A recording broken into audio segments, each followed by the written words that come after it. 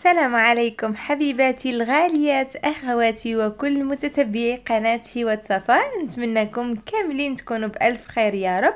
اليوم ان شاء الله حبيباتي بغيت نشارككم حلوى بسيطه بتي فور، كيجي خفيف كيجي لذيذ. نتمنى ينال الاعجاب ديالكم، تجربوه وتردوا عليا الخبار كما العاده. ودركي غادي نمشيو نشوفوا المقادير ديال هذا البتي فور البسيط وطريقه التحضير، ونتمنى لكم حبيباتي فرجه ممتعه. بالنسبه حبيباتي المقدار ديال اللي يعطيكم حتى ل 60 حبه، غادي نحتاجو 200 غرام من الزبده. انا استعملت الزبده ديال لابواط نتاع الماكله، ممكن تستعملوا مارغرين ولا اي زبده. 200 غرام. اللي ما عندهاش البنات العباره بالغرام دير 5 ديال المعالق كبار. عندي كاس نتاع النشا ما يعادل 100 غرام، نصف كاس من الزيت ما يعادل 80 مليلتر، نصف كاس من سكر كلاصي او بودره ما يعادل 60 غرام، زوج حبات ديال البيض، ساشي ديال الخميره ديال الحلوى وساشي نتاع الفاني.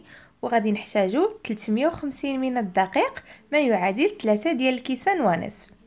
غادي ناخذ واحد البول. انا هنا ما درتش في القصعه، بغيت شي حاجه اللي تكون شويه غارقه، لحقاش غادي نخدم فقط بملعقه وداك الشيء باش يتجانس لي مزيان. حطيت هذيك الزبده اللي تكون في حراره المطبخ، ضفت عليها السكر كلاصي والفانيليا ودمجتهم مزيان بديك الملعقه حتى حصلت على بوماد. نضيف عليهم زوج حبات ديال البيض.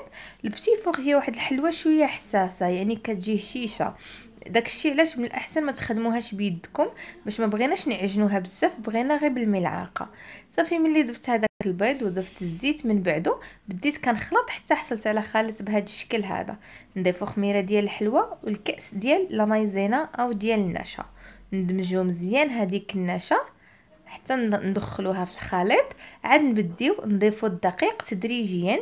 ودائما حبيباتي في حلوياتكم باش يجيوكم زوينين، الدقيق ديالكم يكون نوعيه جيده، كذلك الدقيق ديالكم ديما غربلوه باش هكا تجيكم الحلوه ديالكم خفيفه.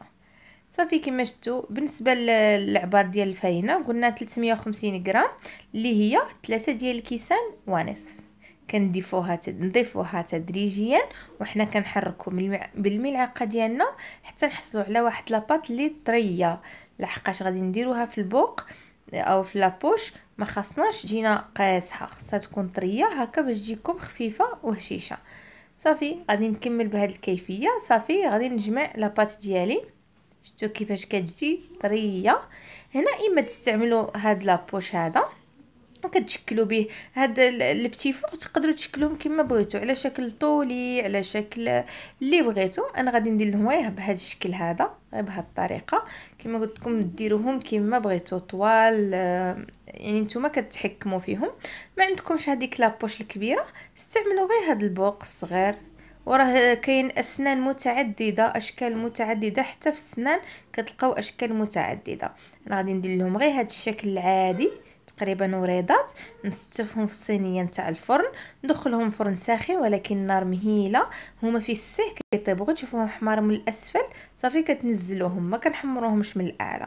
صافي غادي نحيدوا لي بتي فور. دركي غادي نزينوهم.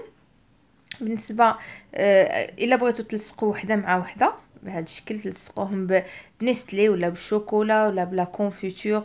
التزيين غادي يبقى على حسابكم، ديروا لهم غير الشوكولا في الوسط ديروهم. انا بغيت ندير لهم شويه شوكولا ميلونجي.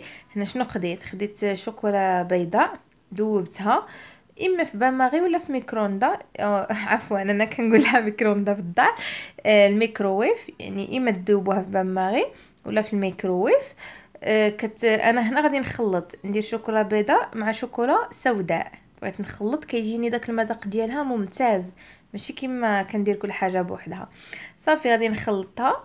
ولي بتي فور ديالي راهم واجدين. وجدت واحد البلاطو، وجدت هنا عندي القوقاو او الكاوكاو اللي محمر ومهرمش، يعني مقلي وهرمشته.